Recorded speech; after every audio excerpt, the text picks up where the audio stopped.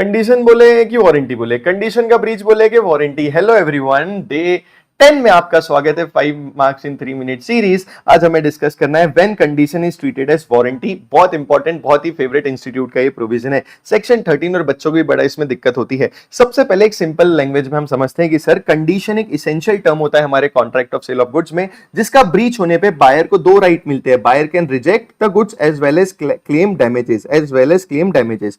But जब भी warranty एक कोलैटरल टर्म है, वो क्या है? इसेंशियली ये कोलैटरल है, इसका ब्रीच ओनली डैमेजेस देता है, ओनली डैमेज आप रिजेक्ट नहीं कर सकते। तो ये बेसिक डिफरेंस है between condition and warranty. But कुछ केसेस ऐसे होंगे जहां पे आपको कंडीशन को वारंटी ही ट्रीट करना पड़ेगा। हां जी सर, मतलब आप कॉन्ट्रैक्ट को रिजेक्ट नहीं कर सकते, ब्रीच ऑफ कंडीशन को वारंटी ट्रीट करना पड़ेगा। सर ये कौन से केसेस है? यहां चलो हम देखते हैं cases where condition becomes warranty. पहला, वेवर बाय बायर। वेवर में भी बायर में वेव कंडीशन और elect to treat breach as warranty. Buyer खुद, for example, A buys rice, new crop only, turns out to be old crop. A को लगता है यार ओल्ड क्रॉप है, ए एक्सेप्ट राइस। ए बोलता है चलो ओल्ड क्रॉप दिया तो दिया, मेरे को इंपॉर्टेंट था, मैं एक्सेप्ट करता हूं। अब मैं जैसे ही उसको एक्सेप्ट कर रहा हूं, लॉ मेकर बोलता है अब तो आपको ब्रीच ऑफ कंडीशन को ब्रीच ऑफ वारंटी मानना पड़ेगा और सिर्फ आप डैमेजेस ले सकते हो क्योंकि आपने एक्सेप्ट कर लिया।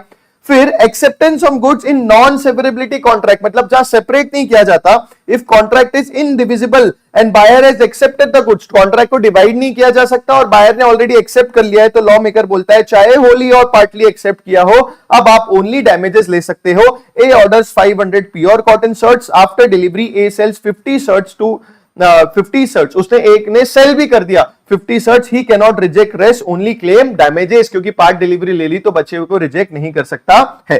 फिर इन्होंने बोला ये तो हो गया ए ने खुद से, मतलब जो बायर है उसके पर्सपेक्टिव से। अब इन्होंने बोला fulfilment of condition excused by law, law ही एक्सक्यूज कर रहा है, where law excuse fulfilment of condition due to impossibility और अदरवाइज, कुछ इंपॉसिबल हो रहा है इसलिए।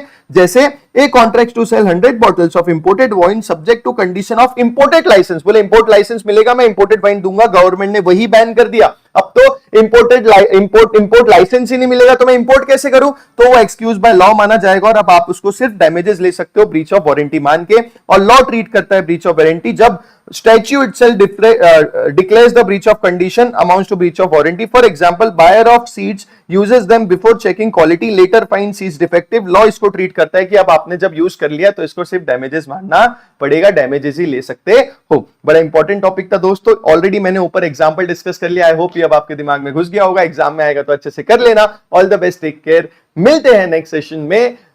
All the best for the examinations. And हाँ, अगर आपको पूरी सीरीज देखना है तो आप डिस्क्रिप्शन चेक कर सकते हो। बाय।